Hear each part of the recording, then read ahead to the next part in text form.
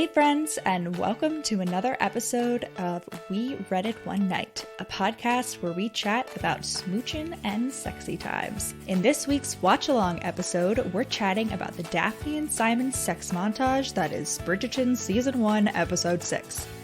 Oh, and Colin is also there, I guess. But most of the time, we're just trying to stop the constant historical romance torment of servants who absolutely do not get paid enough to watch, listen, and clean up after their boss's fucking.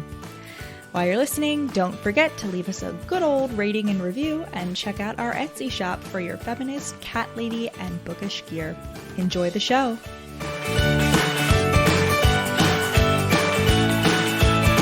So I listened to this while I watched this episode. Hello, listener. We're doing episode 6. Season 1, episode 6 of Bridgerton. Yeah. In case the title didn't clue you in. Or like my intro sequence didn't clue I don't know. Do people skip those? But I was listening to this while walking on my little walking pad and getting my little 10,000 steps. And I had a problem with my walking pad because when I go on my walking pad, I'm usually like on my computer, like working on my computer. And the thing is that like, because I got to use my hands. So like my Fitbit is not always in a position to record my steps when I like am on the walking pad. And that was a real problem for me because I just felt like I was being robbed. Yeah. So I got one of those, like I got like an extendable strap for my Fitbit to like replace it so I could fit it around my ankle. But the problem is that the new strap is slightly, even on its tightest setting, is slightly too big for my wrist. So I can't just keep that strap on and like use that. And it's like just difficult enough to change straps that like I know I'm not going to do it.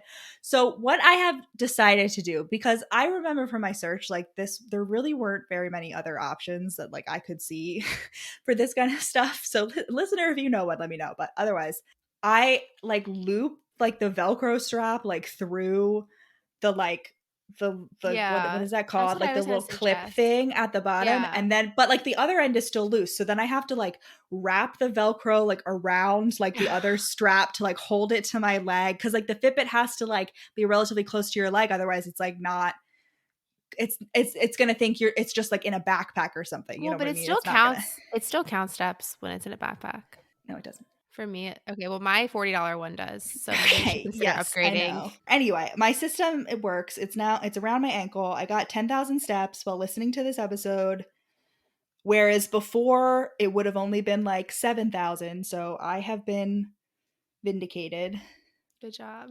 But it's very difficult. Wait, so it still counted some when it would be on your wrist? Yeah, because sometimes I would just be walking and swinging my hands. Like if I wasn't using my left hand, because it's on my left hand, so if I was just like using the mouse or I wasn't using my hands, then it would count it. But like if I went on my phone or like I went to type something, like it wouldn't count anymore because my hand would like not be moving because it wouldn't be swinging. It's really lame that it doesn't count unless it's like strapped to your wrist, honestly. Okay. Anyway. Rude. Not sometimes things that are expensive are worse. All right. Anyway, back to the matter at hand. This episode starts out like every other episode, like Lady Whistledown making like a bunch of sexual innuendos about like the honeymoon or whatever. And I'm just like, I get what they're trying to do here, but like, I just realized this doesn't make any sense considering that Lady Whistledown is Penelope and she thinks sex is cake. Wait, like, what? She doesn't know. Like when she was like talking, she was like, Marina, how'd you get pregnant? And she was like, it began with cake. Like she just still doesn't know. So like, how is she making all these like little boning jokes? Doesn't make any sense. Yeah, that's really funny. Unless we think like Penelope is just like faking like for Eloise or whatever. No, I think she genuinely just does not know. I think she actually doesn't. Well, but she learned from like Marina. Well, not really. Actually, Marina didn't really tell her anything. That's true. Yeah. She just told her in metaphors. But what this episode is, Gretna Green, we mentioned in our last episode. In this episode, Colin and Marina are going to go to Gretna Green, but then they don't. And the rest of the episode is just poking propaganda. I know. Well, I was thinking of, looking at Simon's forum, it could be worse. So unclear. They're just so, he's so like, they're Yeah. always simultaneously coming, and they only ever like do it for like 2 minutes before Well, yeah, Simon's but they're not coming. gonna show the whole No, yeah, no, like, you no. can I assume know, it's but like he doesn't even show her like he doesn't like no. he's not fingering her or anything. We have one scene where he's eating her out, but like that. But then Mhm. immediately she's like, "Stop eating me out," and like poke it in. So it's like, Yeah. We get, like, Colin and Marina announcing their engagement, and Colin rightfully calls out Anthony for, like, saying that he's too young for, like, marrying off Daphne when she's even younger than him. yeah. Yeah. But Colin's main personality trait is doing things without telling his family slash Anthony, and then acting self-righteous when he's rightfully called Yeah. out for it. Like announcing to everyone that you're engaged before telling your family is an objectively fucked up thing to do. In season 2, he takes out a shit ton of money from the joint account. And then Anthony is like, "Why'd you do that and not tell me?" And he's like, "Do I have to tell you?" And it's portrayed as if Anthony's the bad guy. But I'm like, once again, no. Anthony is not the bad guy. Like, that's Colin's whole personality trait is like doing things that you're like, okay, but other people are rightfully upset at you like about Yeah. this. But No, he I like know. never anyway, he's terrible, and that's why I'm so nervous for season 3 because I I'm just like, know. there. Have you seen the new Barbie trailer? Just Uh, now you get a little like hint of how like the a teaser trailer. trailer for the new Barbie, or you're saying there's a new one from Yeah, no, I no, no, saw the one the of Barbie them. movie, the Yeah, Barbie yeah, movie. I saw the trailer for it. I don't know if there's a new one. Like I saw it like a They while just ago. released one like a few no, they just Oh, released then like no. a longer teaser a few days ago. Okay. But they released all like the posters like for Mhm. the characters or whatever, and like the one of like Margot Robbie as Barbie is like, she's Barbie, she's everything. And then the one of Ryan Gosling as Ken is just like, and he's just Ken. But the beginning of that trailer when she steps out of the high heels, she's like walking in high heels, it's just her feet, and then she steps out of them and she's still in her feet are still in the high heel shape, like a real Barbie. Yeah. I was like, that's cinema. Like, that's it. That's cinematography. Like, Yeah, I have to watch that's this. Yeah. it's honestly incredible. Highly recommend. I'm so excited. The Barbie movie is my Joker. Like, I'm so excited for the Yeah, Barbie no, movie. absolutely. I'm I'm gonna gonna see try that to shit in make it a work theaters. activity. When It's does it come probably out? already out or it's coming out soon, like What? July, Oh, when this okay. episode is coming out. Oh, okay. Wow, I don't sweet. know. Yeah, listen, Listen. we're filming this pretty far in advance. Oh, I was trying to remember like how we got onto the Barbie movie, and I remembered it was because Colin is like, and he's just Colin. Like she's Penelope, she's Lady Whistledown, and he's just Colin, but like not even in a fun way. Yeah. Yeah, Colin is basically he's like, I don't need your permission to marry Miss Thompson, and I'm like, okay, you don't. You're right. Well, I actually don't know if he's right because he's under 21. So he actually Yeah. may need Anthony's permission. I've just now realized that applied to both men and women. He's Yeah, under 21. luckily, So he yeah. does, in fact, need Anthony's permission. Regardless, I'm like, okay, you don't need his permission, but like you will need his money because you have no skills and no way to make money whatsoever. Right. And your life plan is to continue to get payments from your brother. Like your brother, the Yeah. plan for the Bridgerton is that your brother supports all the boys plus Violet Right. for the rest of their Like, lives. yeah. Like, and like in the books, like Benedict eventually like becomes an artiste or whatever, like and Colin writes books. But like as of this point in the show, Colin, you're Yeah, I useless. always wondered about that. Like, is there, like, 0 money for, like, the younger siblings, like, the younger brothers? Yes, unless the older brother chooses to provide And them there with a might living. like, was it common to have, like, some kind of, like, trust at all for the younger children? No, Like, it's no. crazy. Besides like dowries for the daughters, no.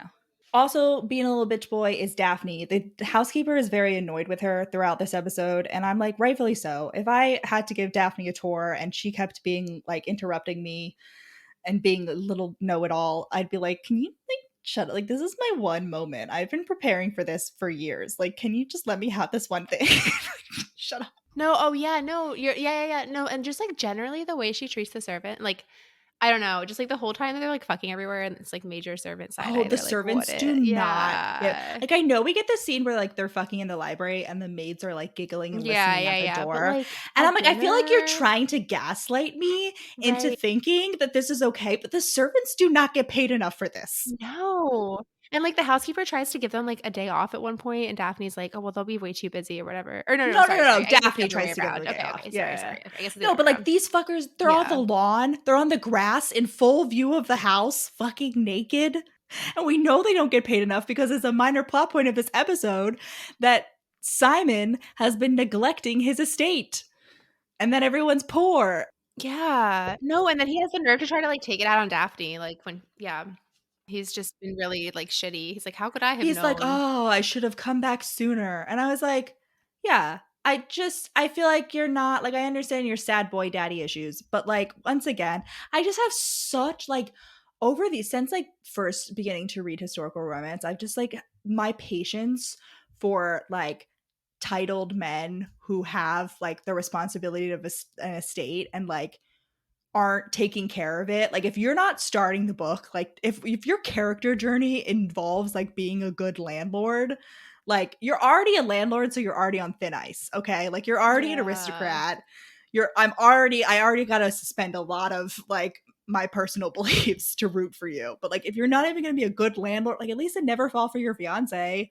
Hugh, like he had a retirement village, like for his people. No, Like, great, right. like be a good landlord if you're gonna be a fucking landlord. Yeah, and who is this, like, ostensible steward who, like, hasn't been doing his, like, job well? Why is that never, like, a I don't know. I just Yeah, feel like not that why don't that's we the get a real villain scene where yeah, he but like he's like confronts the steward and like fires yeah, it? You know what I mean? Like I would have right. It doesn't make frankly that sense. would have helped me be much more on He Simon's probably can't fire side. him because he doesn't know who he is. Like, he literally He has doesn't been, know like, his name. so yeah. He's like, he keeps this random man keeps sending me these letters with numbers in them. I don't understand them. Burn them. I don't speak no, number yeah.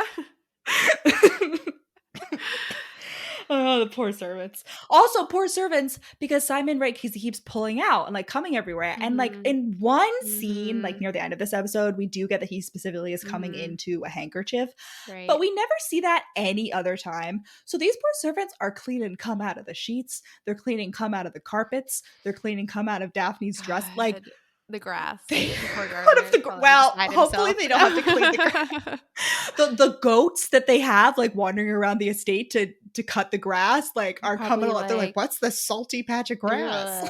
"Ugh," yeah, overgrazing. Just Ugh, yeah. nobody gets paid enough for this. I know.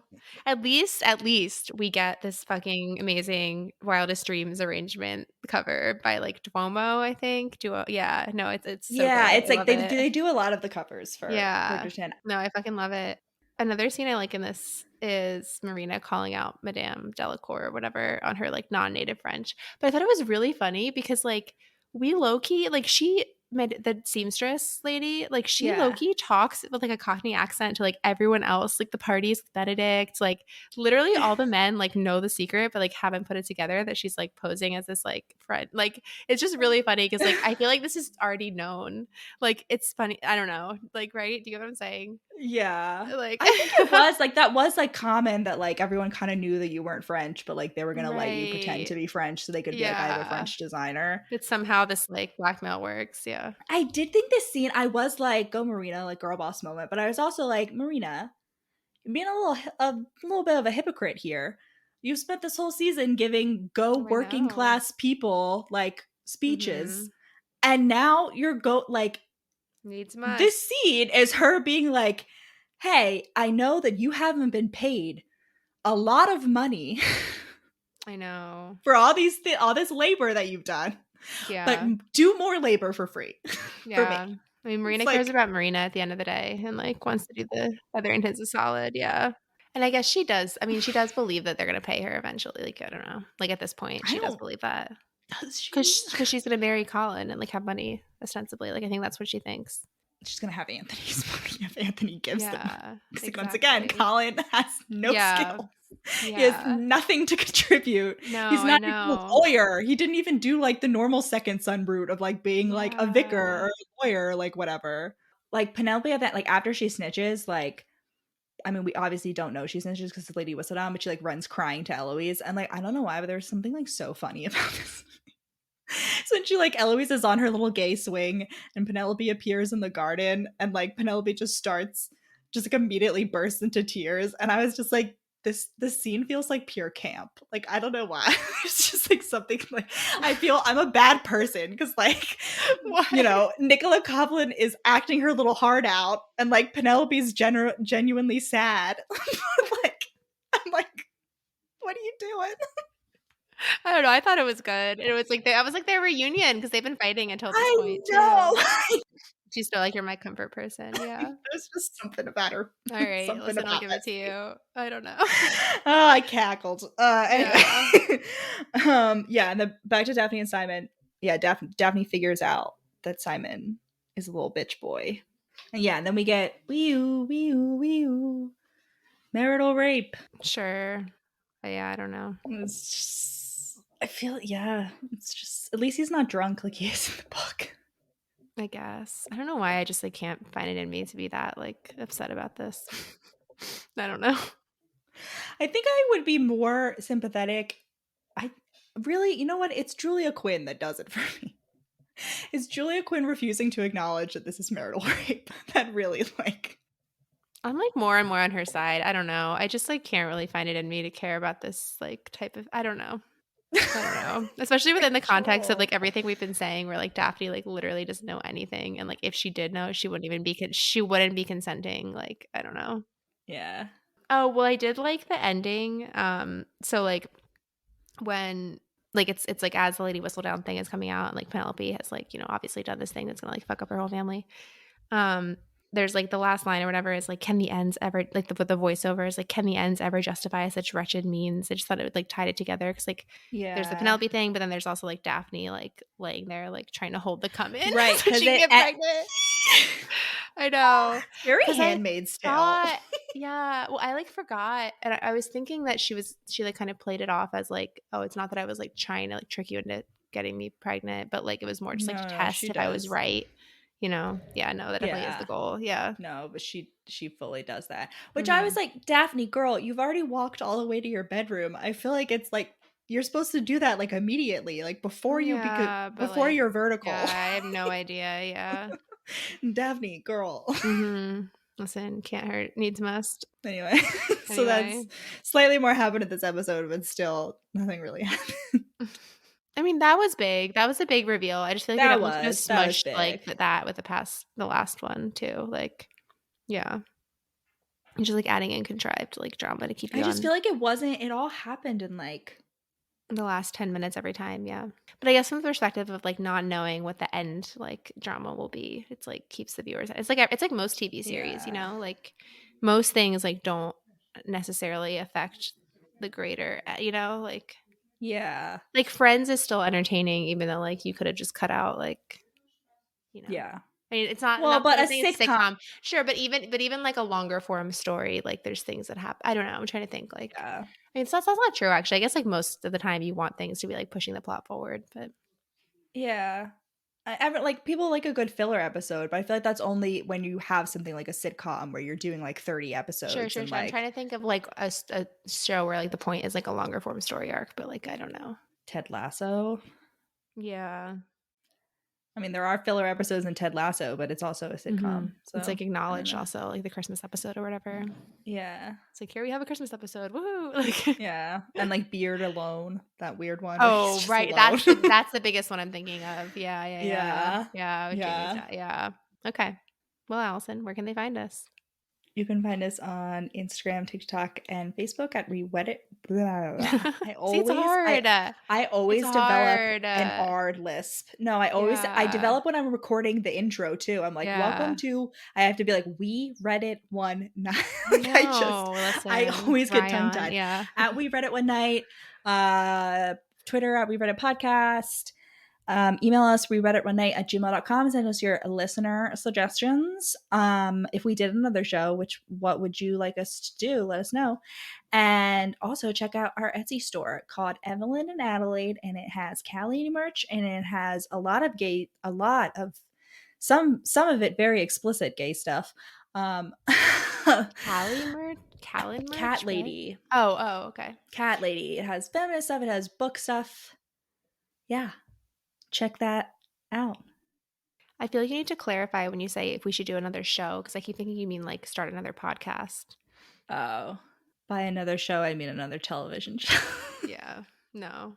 Should we produce our own television show? Let us know in the comments. And would you back us? Listen, if you're a venture capitalist, out there, an angel, you with the funds. Are you someone who lost a bunch of money in Silicon Valley Bank and wants to remake it back? Consider investing in us. Or just giving us money. Listen, or someone just who has a lot of money and so sad, know where to put it. Yeah. Consider being our patrons. Let's bring back patrons. Listen. Let's bring back patrons. That's all I'm saying. That's my motto. The very least, leave us a rating and review, because like that's free, listener. If you if you're not rich enough to be our patron, fine. Like, I get it. Whatever. I'm upset, but like I understand. At the very least, leave us a rating and review. It's free. Wherever you're listening. Like, it's free. And where you're not listening. Like, listen, we do not discriminate. You want to go on Apple Podcasts and Spotify, hit us up. Godspeed, comrades. Godspeed.